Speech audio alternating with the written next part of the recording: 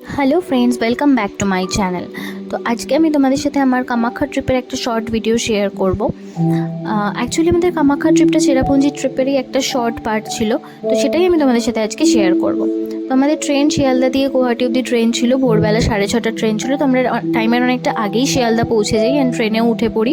দেন train চলতে শুরু করে, অ্যান্ড ট্রেন চলতে শুরু করার পর যে এক্সপিরিয়েন্সটা, সেটা সবার কাছেই একটা আলাদা রকম।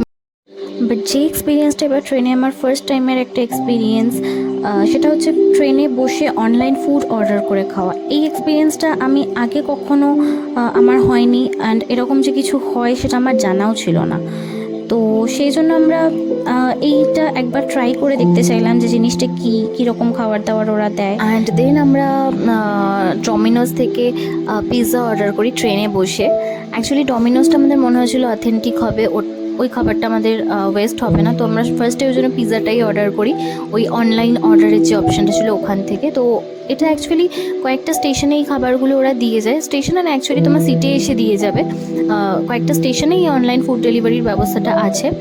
তো সেরকম আমরা ফার্স্টে ডমিনোজ থেকে পিৎজা অর্ডার করেছিলাম। দেন ওটা যেহেতু আমাদের ঠিকঠাক লাগলো, ভালো লাগলো, দেন আমরা সন্ধ্যাবেলা স্ন্যাক্সের জন্য চিকেন পকোড়া অর্ডার করেছিলাম, যেটাও ঠিকঠাকই ছিল, খারাপ ছিল না। তো এটা একটা আমার কাছে আলাদা এক্সপিরিয়েন্স ছিল, কারণ অ্যান্ড আমার মনে হয় যে এই অপশানটা বেশ ভালো, কারণ ট্রেনের খাবার খেতে সবার ভালোও লাগে না, অ্যান্ড ট্রেনে যে খাবারগুলো ওঠে সেগুলো সবসময় ভরসাযোগ্যও হয় না। তো এই অপশানটা আমরা ইউজ করতেই পারি। তো যাই হোক, ট্রেনের জার্নিটা এইভাবেই আমাদের বেশ ভালোভাবেই কাটলো। অ্যান্ড দেন আমরা ভোর রাত 3:30টের সময় গুয়াহাটি স্টেশনে নামি।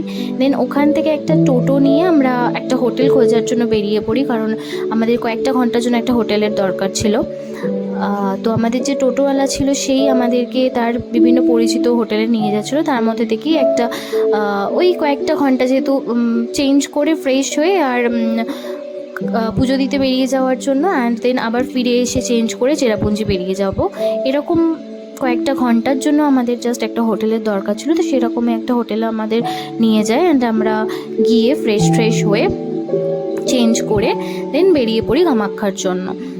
দেন আমরা ওখান থেকে একটা লোকাল ক্যাব নিয়ে আমরা কামাখ্যার জন্য বেরিয়ে পড়ি।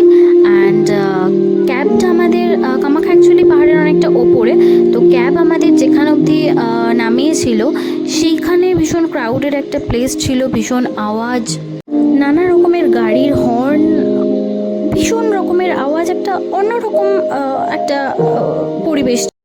বাট যখন আমরা টেম্পলের ভেতরে সিঁড়ি দিয়ে ওঠা স্টার্ট করলাম, তখন থেকে একটা আলাদাই নীরবতা, একটা আলাদাই শান্তি, একটা অন্যরকম পরিবেশ ফিল করতে স্টার্ট করলাম, যেটা মানে একটা আলাদাই স্পিরিচুয়াল একটা ব্যাপার ফিল করছিলাম।